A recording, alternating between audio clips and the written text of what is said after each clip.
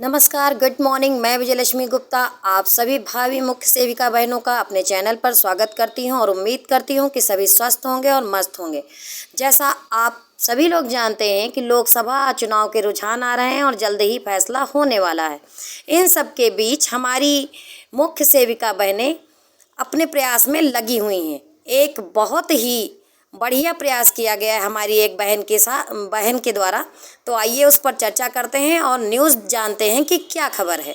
तो आइए शुरू करते हैं। आपके समक्ष प्रस्तुत है स्पष्ट आवाज़ न्यूज़पेपर, और जो कि गोरखपुर, कानपुर, ललितपुर से प्रकाशित होता है। लखनऊ, गोरखपुर, कानपुर, ललितपुर से प्रकाशित होता है। और ये पेपर यहाँ पर आप देखिए, मैं जूम करके दिखा रही हूँ कि 4 जून 2024 का है। ठीक है, यानी कि आज का पेपर है। जहाँ एक तरफ चुनाव हो रहे हैं, वहाँ चुनाव के रुझान आ रहे हैं, वहाँ एक तरफ आप देखिए कि हमारी बहन ने एक प्रयास किया है, छोटा सा प्रयास किया है, और जो बड़ा धमाका कर सकता है। तो मैं दिखाती हूँ, ये पेपर है, आप ये देख लीजिए। ऑथेंटिक पेपर है, 4 जून का है, 2024 का है। और हम आपको ज़्यादा समय न लेते हुए इसके पेज नंबर 6 पर आपको ले चलते हैं। आइए चलते हैं पेज नंबर 6 पर। यहाँ पर महत्वपूर्ण खबर जो छपी है और हमारी बहन का जो प्रयास किया गया है उसके बारे में आपको हम दिखाएंगे। ये देखिए, पेज नंबर 6 पर मैं जूम कर रही हूँ, तो हो सकता है आपको दिख जाए। ये देखिए, मैं पढ़ दूंगी, आप लोग देख लेंगे। ये पेज नंबर 6 पर देखिए, लिखा है मुख्यमंत्री को पत्र भेज भर्ती प्रक्रिया बहाल कराने की मांग। रतनपुर महाराजगंज, स्पष्ट आवाज पेपर का नाम है। परशा मलिक थाना क्षेत्र के ग्राम प्रधान अहिरौली निवासी मनसा गुप्ता पत्नी चंद्रजीत गुप्ता ने मुख्यमंत्री योगी आदित्यनाथ जी को पत्र भेजकर वर्ष 2022 से मुख्य सेविका भर्ती प्रक्रिया में चल रहे स्टे को बहाल कराने की मांग की है। मुख्यमंत्री को भेजे गए पत्र में मुख्य सेविका पद की अभ्यर्थी मनसा ने लिखा है कि पीईटी के आधार पर मुख्य परीक्षा पद के लिए 2693 भर्ती निकाली गई थी, जिसकी परीक्षा 24 सितंबर 2023 को यूपीएससी द्वारा संपन्न कराई गई थी।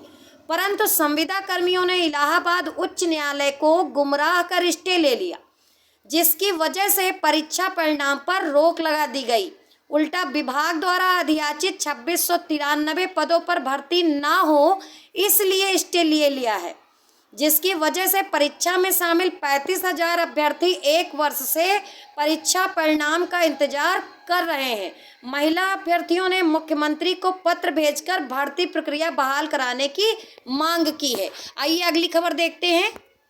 एक और न्यूज़पेपर है, हिंद मोर्चा न्यूज़पेपर है जो, और इसमें भी आप देखिए कि तस्वीर के साथ छापा गया है और हाईलाइट भी किया गया है कि प्रदेश भर में 35,000 मुख्य सेविका अभ्यर्थियों को 1 वर्ष से है परीक्षा परिणाम का इंतजार। देखिए, ये हमारे आपके बीच की बहनें हैं जिनकी तस्वीर इसमें छपी है, और महाराजगंज के भी कई अभ्यर्थी इसमें शामिल हैं। ठीक है, तो ये हिंद मोर्चा संवाददाता महाराजगंज का ये भी पेपर है। बाल विकास सेवा एवं पुष्टाहार विभाग लखनऊ उत्तर प्रदेश में 2003 में आईसीडीएस की तरफ से 260 संविदा कर्मियों की भर्ती हुई थी, जिसकी परियोजना ने सेवा समाप्ति की तिथि 2005 तक की निर्धारित की थी। 2003 में हुई इस संविदा भर्ती पर सतर्कता अधिष्ठान द्वारा जांच व मामला कोर्ट में लंबित होने के बावजूद संविदा बढ़ाई गई, लेकिन जुलाई 2023 में सरकार ने उनकी संविदा बढ़ाने पर रोक लगा दी और वेतन पर भी रोक लगा दिया। संविदा कर्मी जुलाई 2023 से ही कार्य मुक्त हो चुके हैं। उसके बाद भी 2021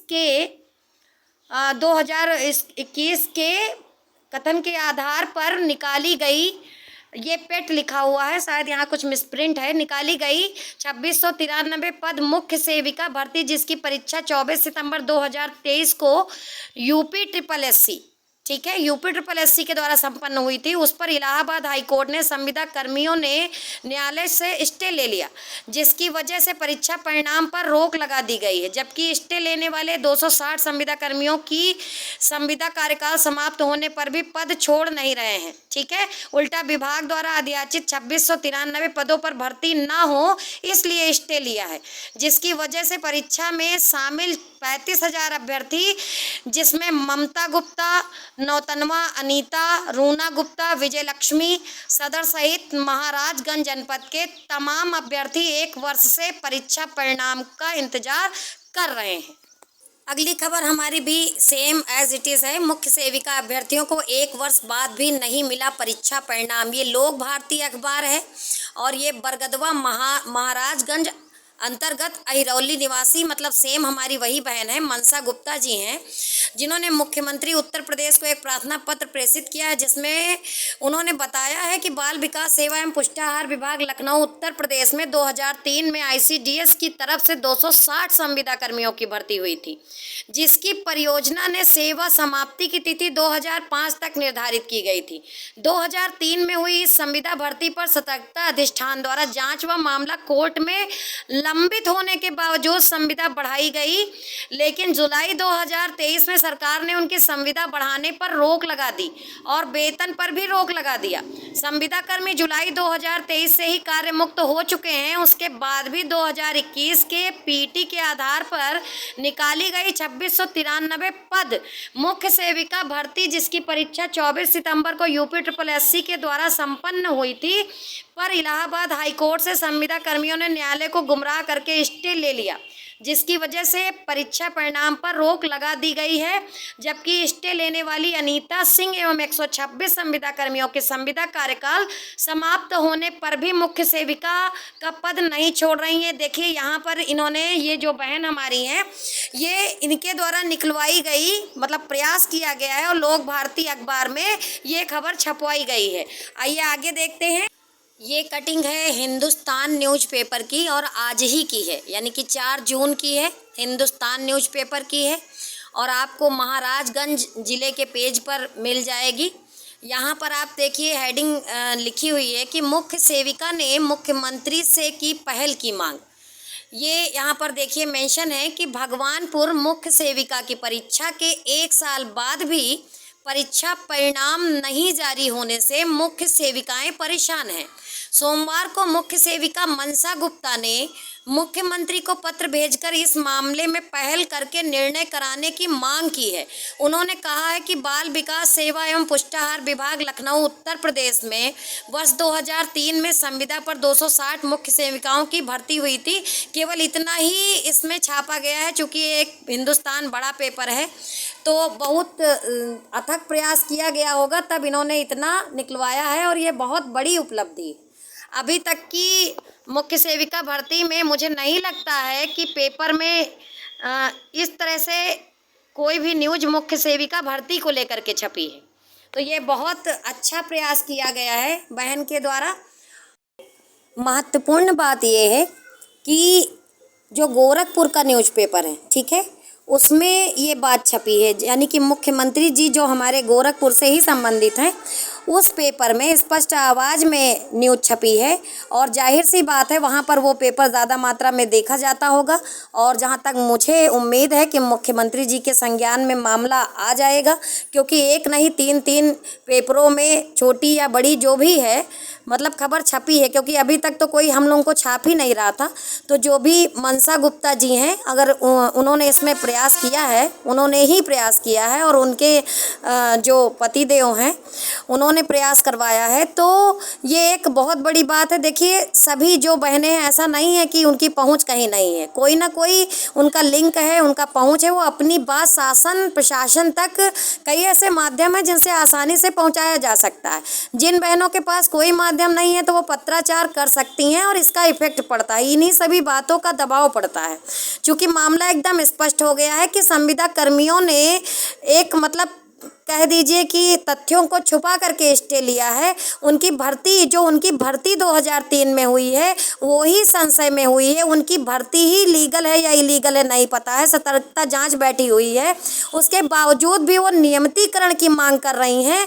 तो अब क्या ही कहा जा सकता है, लेकिन जो ये छोटे छोटे प्रयास किए जा रहे हैं बहनों के द्वारा, उनको सादर धन्यवाद है, उनके प्रयास को नमन है और हम लोग जल्द ही अपनी मंजिल तक पहुँचेंगे। जैसे ही परिस्थिति परिस्थितियां अनुकूल होंगी, चूँकि बहुत बड़ा जो राजनीतिक उठापटक चल रही है, बहुत बड़ी राजनीतिक उठापटक चल रही है, शाम तक जो भी तस्वीर है वो स्पष्ट हो जाएगी। और उसके बाद जो आने वाले 15 दिन हैं उनके बाद हम लोगों के लिए जो होगा वो अच्छा समय होगा, मुझे ऐसा लगता है, उम्मीद है। और हम लोगों की भर्ती प्रक्रिया भी आगे बढ़ेगी, स्टेप भी हटेगा, बिल्कुल 500% ये एकदम क्लियर हो गया है कि अब तो स्टे हटना तय है। ठीक है, भले 1 महीने की या 15 दिन की देरी हो सकती है, कहते नहीं है कि सत्य परेशान हो सकता है, परास्त नहीं हो सकता है। अब जल्द ही वो समय आने वाला है जब हम लोगों की भर्ती होगी, लीगल तरीके से होगी, और जो भी अराजक तत्व हैं वो बाहर हो जाएंगे। तो उम्मीद है कि सभी बहनें ज़्यादा से ज़्यादा मात्रा में पत्राचार करेंगी, अपनी बात को शासन प्रशासन तक पहुंचाएंगी, और जो जन सुनवाई पोर्टल है उस पर भी शिकायत करेंगी। इस जो बहन ने ये प्रयास किया, ऐसा ही प्रयास आप लोग भी कर सकते हैं, तो बिल्कुल प्रयास करते रहिए। जल्द ही मिलेंगे नई सूचना के साथ, नई ऊर्जा के साथ, सकारात्मक सोच के साथ। तब तक के लिए धन्यवाद। वीडियो को लाइक कर लीजिए और चैनल को सब्सक्राइब अवश्य कर लीजिए। धन्यवाद।